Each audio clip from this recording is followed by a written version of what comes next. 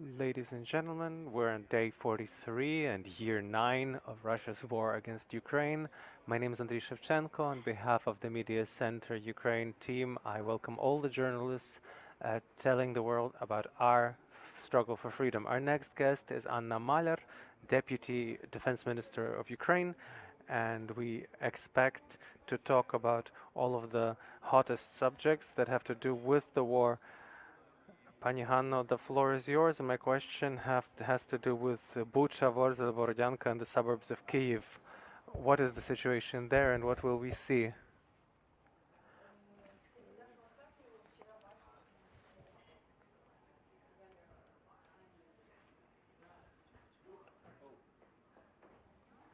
Hello, everyone. Unfortunately, it's harder and harder to say dobry den, good day, because we've had precious few of those. Nevertheless, um, it's been over 40 days into the second stage of this escalation, this latest escalation, this full-scale invasion into Ukraine by the Russian Federation. We can now draw some conclusions, speak of some sort of pattern, fingerprint. We can draw conclusions and prognosis. I will provide some of this information, including I'll also provide the current situation in the front line. The war has been going on since 2014, but on February 24th, the second active phase, full-scale invasion into Ukraine began. What sort of conclusions can we draw today? A key target, key objective of the Russian Federation has been and remains to capture the entire territory of Ukraine. Russia intended to do this quickly. However, the Putin blitzkrieg failed. Be that as it may, Russia will not give up its goal to continue this war for the entirety of Ukraine's territory. As of today, Russia intends to stop at some smaller objectives in order to have a result to show, but it remains true that Russia is using everything it can to regroup and to continue advancing. We see the activation in the intelligence efforts of Russia. We see Russia changing their plans, whereas in the first days of war they knew exactly where they were going and why. Now they have to correct those plans in very short-term perspectives, days, not weeks or months. The enemy is learning to fight us, whereas in the earliest days the Russian army was disoriented.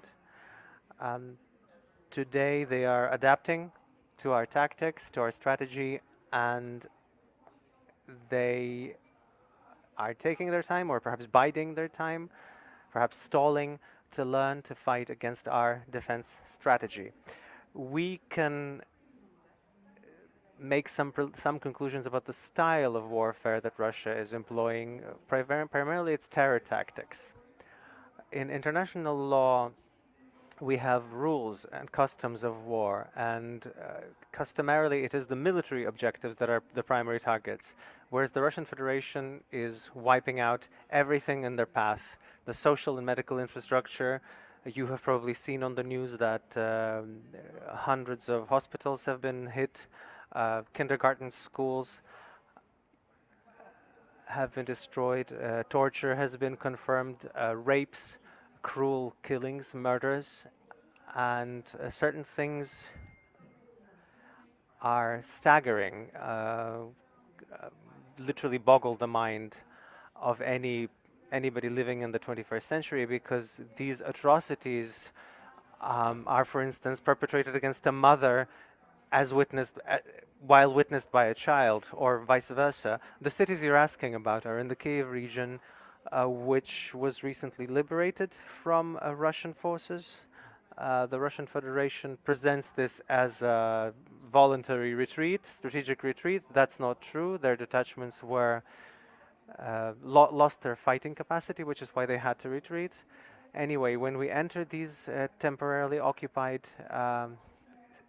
places, localities, we see consequences of atrocity, of barbarity, that can only be described as medieval. In addition to seeing bodies of people killed, not only shot through firearms, but actually killed, murdered, we also find killed animals, a mass of animals that have been killed. And then another question arises. I mean, could they have been looking for fascists or Nazis among the animals? These are things that are hard to hard to assess from the point of view of normal human values today. The policy of terror also includes blocking the work of humanitarian headquarters. Russia is precluding evacuation, precluding relief aid, relief efforts to the temporarily occupied territories, is harming civilian population, killing civilian population, and children have been the victims. We've had 167 children who have died, and 279 children have been wounded. As of today, over 1,000 missiles have been launched into Ukrainian territory from the territory of Russia and Belarus that is used by Russia. Russia employs the tactics of total destruction, of total annihilation of cities that are under attack. Neither residential nor critical infrastructure nor military, obviously, remain. Moreover, Russia uses weapons that are outlawed in international law that hurt civilians, often irrevocably, after which they cannot be saved. The short-term goal of Russia today appears to extend to the geographical boundaries of the Donetsk and Luhansk regions. We know that there's heavy fighting in Mariupol. This is a point of principle for the Russian Federation. The entire east of Ukraine is in danger because it's the next objective. However, ultimately, Russia does not abandon the plan to occupy the entire territory of Ukraine. These plans are supported by many facts. For instance, the detachments that are being withdrawn from Ukraine are later reinforced, added, people are added, and technology is added, and then they are once again amassed and deployed along the state border, quite clearly planning to deploy them in Ukraine once again. Moreover, the military detachments of the Russian Federation today are focused in the east, and clearly there are preparations for advance. Russia is embroiling other states in its crimes against humanity and its war crimes. The territory of Belarus is being used today. Belarusian troops are on full alert, and there is a risk that they too might be used for aggression. Moreover, we see some signs of preparation in the so-called Transnistria, in the unrecognized Transnistria Republic in the territory of Moldova. We see they're preparing Tiraspol to accept planes, to accept aircraft. As far as Belarus, we have information that possibly certain Russian detachments will be moved there from all over the territory of Russia in the nearest future by air.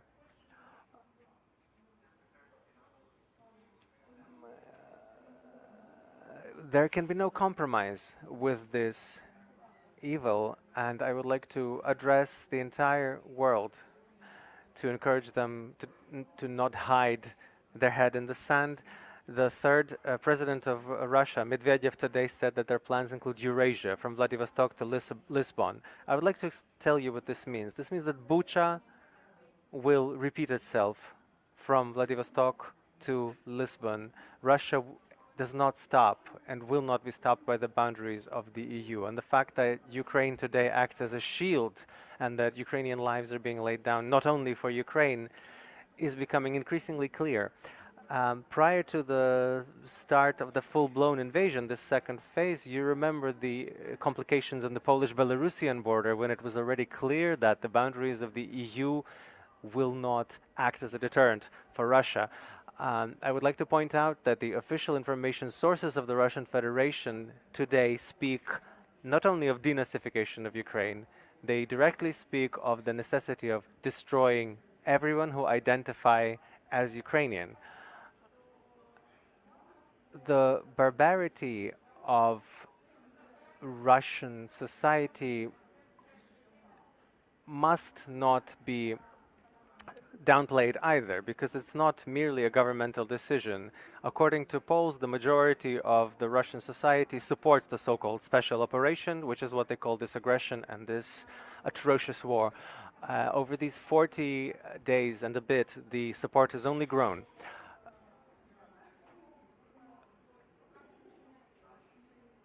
Why is the Russian society prepared to withstand hardships? What for? For what sake? According to the latest polls, apparently the majority of the Russians are prepared to put up with adversity in order to destroy Ukraine and occupy this territory. If we compare this to the Ukrainian society, our people also are prepared to put up with hardship, but in the name of freedom. We have examples of the example of Kherson, when Ukrainians refused the so-called humanitarian aid from Russia, preferring to die but remain free. We have the example of Kharkiv, where the residents refused the so-called humanitarian corridor that the Russians offered them only into Russia, and people again were prepared to die in their land rather than become unfree. We are liberating our territories, which is good news, but that's the extent of the good news we have.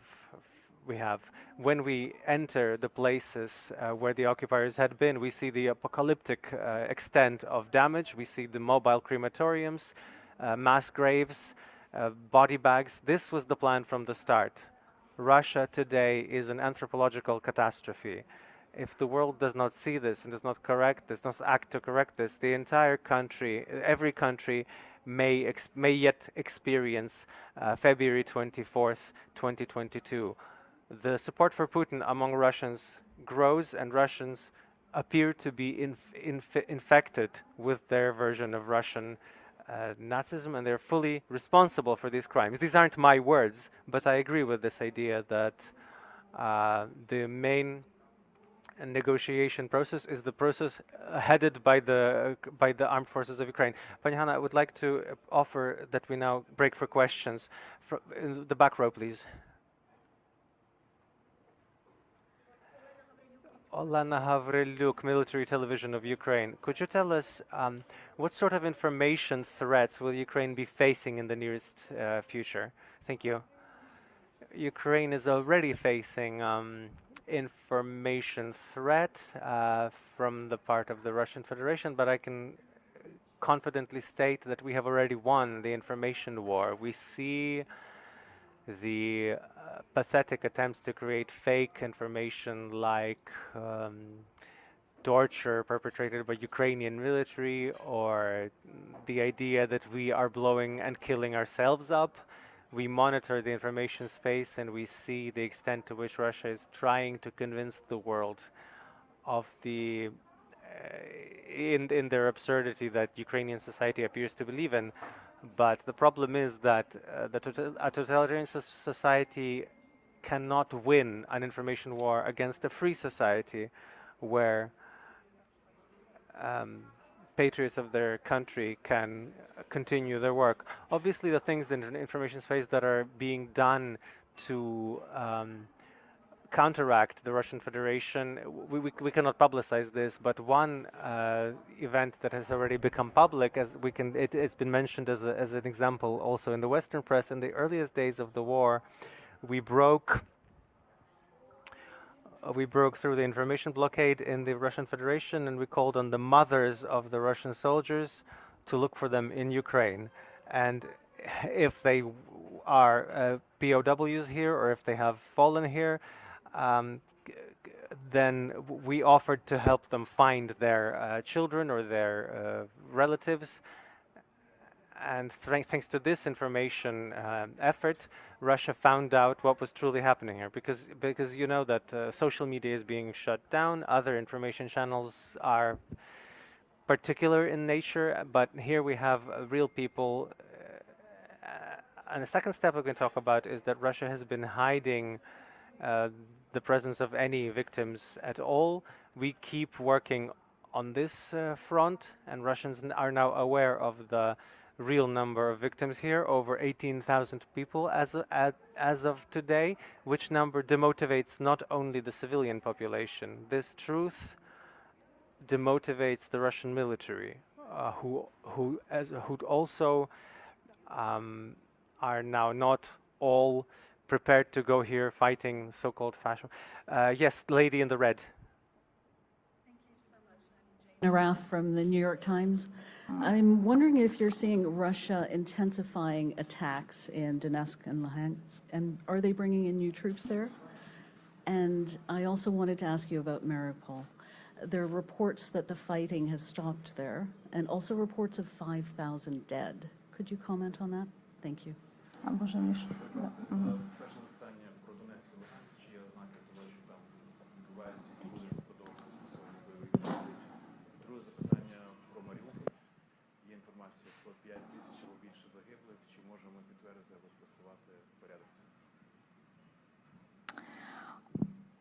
Станом на сьогодні As of today, the enemy intends to advance in eastern Ukraine. They intend to entrench in the geographical boundaries of the Donetsk and Luhansk regions, so that to exceed the boundaries of the so-called temporarily occupied areas of those regions.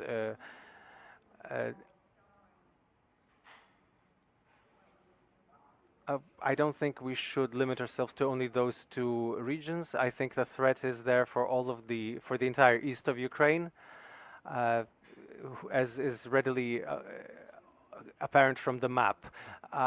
But I think in the long term, Russia hasn't abandoned the plan to occupy the entire territory of Ukraine. As for the dead, we have to understand that the final numbers can only be termed and can only be given after fighting has stopped, because the process of counting has been extremely complicated, just mechanically, and the people who are responsible for this, sometimes their lives are in danger. So we can only say this for sure once the operation is completed.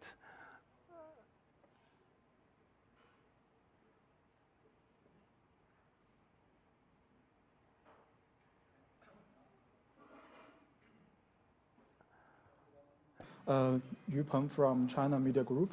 My question is, as the Deputy Minister of Defense, do you still have the hope to join the NATO, and how likely is it going to be? Thank you.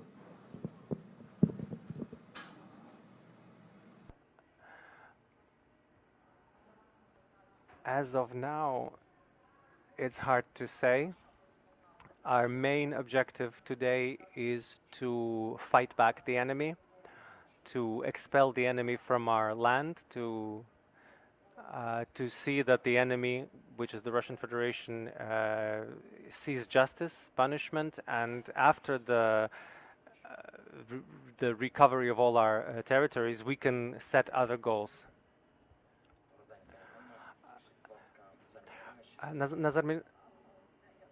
Sorry, just to add that the entrance into NATO is a norm in our constitution, so this is not in question. As this is not a matter of discussion, it's in the constitution. But as of today, we're doing war. So. Could you tell us, you've been talking about Belarus, how possible is it that Belarus would enter Ukraine, Belarus troops would enter Ukraine? What information from intelligence do you have? What is the readiness among the Belarus military to enter and to attack Ukraine? Belarus is completely being used by the Russian Federation to lead aggressive actions against Ukraine, but as far as the personnel, the troops in Belarus, we have, it's a much more complicated picture. Um, Most likely Lukashenko is wary that not all of his military, but a significant part of his military will refuse to fight, will refuse to support such orders. The moods among the Belarusian troops differ from the moods in the Russian army. We even had contacts with us with questions of, in case anything happens, how might they surrender? This circumstance might put a brake on Lukashenko's ardor, but we are looking into all scenarios. Viktor Onufriev, Armia Information Agency. Could you tell us, the United States made the decision yesterday to arm, to give Ukraine the land lease. What might be the case here? What might Ukraine expect? What sort of weapons? Well, we have introduced criminal liability for non-sanctioned disclosure of this information, and this which has to do with the fact that in the earliest days of the war, Russia interfered and intervened to stop us from having these aids. We've seen contracts broken down, we've seen unclear stalling, and the enemy also adjusts their actions based on this information. So the only thing I can say today is that the stance of the Western countries as far as international military aid differs today from the stance that they took at the start of the second phase of the escalation of the February 24th. Perhaps I will reformulate. How would we say, what is the greatest need that we see? Yesterday we had a parliamentary delegation here, the Ukrainian parliamentary delegation, who had just come back from Washington, from Ottawa, and they said that we're in serious talks, we're asking for support in technology that can be used both for defense and attack. How would you formulate our requirement or our request? Ukraine and the Ukrainian armed forces are fighting hard, but we have to understand that our resilience is not only down to our internal motivation and professionalism, but primarily down to arms. In combat, much like the Russian Federation is losing its arms and technology, Ukraine too is losing these munitions and technology, and of course we need replenishment, we need more. A lot of work is being done by the Ukrainian authorities and the diplomatic corps. Moreover, the sort of popular diplomacy is at work. Many Ukrainians in the world are trying to convey this stance. Ukraine really does need heavy armor, heavy weapons. It needs anti-missile defense, anti-air defense, munitions, and this is the only way today to stop Putin. We should harbor no illusions as to the fact that he might be stopped by sanctions or by conversations or by our judgment. More questions, please? Are you and Georgian Phoenix Satellite TV from Australia Bureau, and there was Australian Prime Minister just sending Scott Morrison sending their armed bomb shit to Ukraine army. Is that has been arrived or not? Thank you. Я не можу говорити це в такому форматі. I cannot discuss this in this format. This is classified information. But if we have an inquest, a question from the Australian government, we will respond. This information is classified. It's limited access. Next question, please. Could you confirm the information that the Russian soldier digging the trenches close to the Chernobyl atom plant?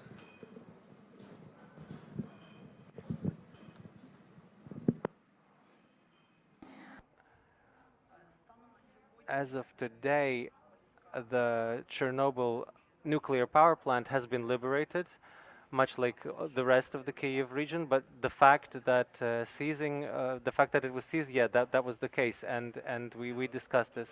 I will just add that 2 days ago at a briefing here, we had head of the isolation zone who was talking about what the Russian occupiers were doing in this radioactive area. And yes, in the exclusion zone, we have had examples of trenches being dug, of heavy armored vehicles being buried, and in the 5 days of the exit, about 5,000 vehicles moved through the Chernobyl area on their way out of Ukraine. And obviously these all carried radioactive dust, radioactive dirt, and will continue to be radioactively dangerous for a long time to come, a radioactive hazard for a long time to come. More questions? Yes? There's been a recent statement that there was an evacuation from the Donetsk and Luhansk region, and recently Filatov, the mayor of Dnipro, told people to also encourage people to leave Dnipro. How high is the danger in this region? How high is the need for evacuation? The danger is there for all of for the entire eastern region of Ukraine, and this decision has to be taken individually. If you have the opportunity to evacuate, we encourage the people do so. In this situation, it is best to overdo it. It is best to overdo it than to be overconfident about your security, because we can't give you clear forecasts. We can say that danger remains, the danger of escalation remains, danger of advancement remains, and the enemy does not abandon their target, their objectives to occupy not only the east but all of Ukraine. Yes, export is Black Sea is very important for export for Ukraine. And how big is the chance to revive trade and export through Black Sea in coming weeks? Thank you.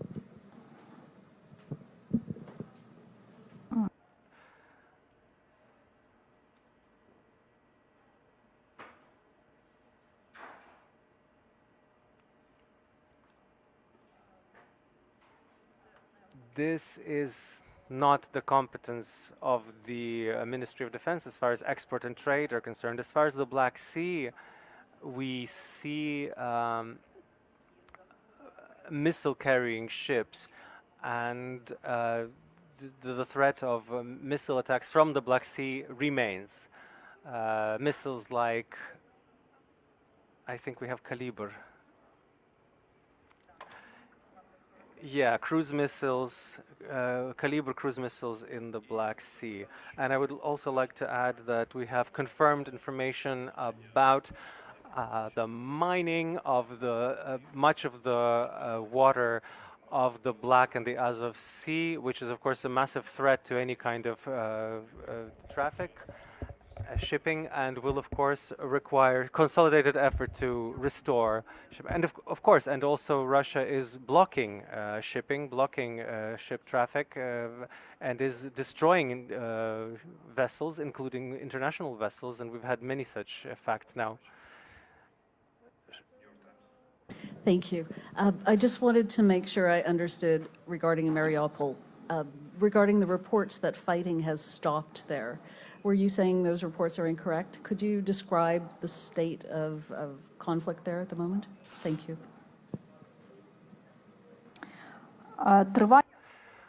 The defense of Mariupol continues, yes.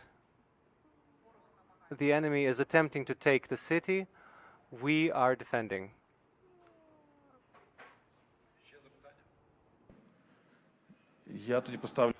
I will then put the last question on my own behalf. On day 43 of this invasion, if people ask you what sticks in your memory the most this time, what picture sticks in front, what sticks in your mind? I suppose it's the eyes of our servicemen, of our military, because it's this very interesting juxtaposition. They're very strong and powerful, and also they're very humane and kind. And I think it's characteristic of a Ukrainian military today. This kind of humanity, this kind of civility. Thank you. Hanna Maliar, Deputy Defense Minister of Ukraine, was our guest today. Thank you for being here, and thank you for this information and for your contribution to the defense of Ukraine.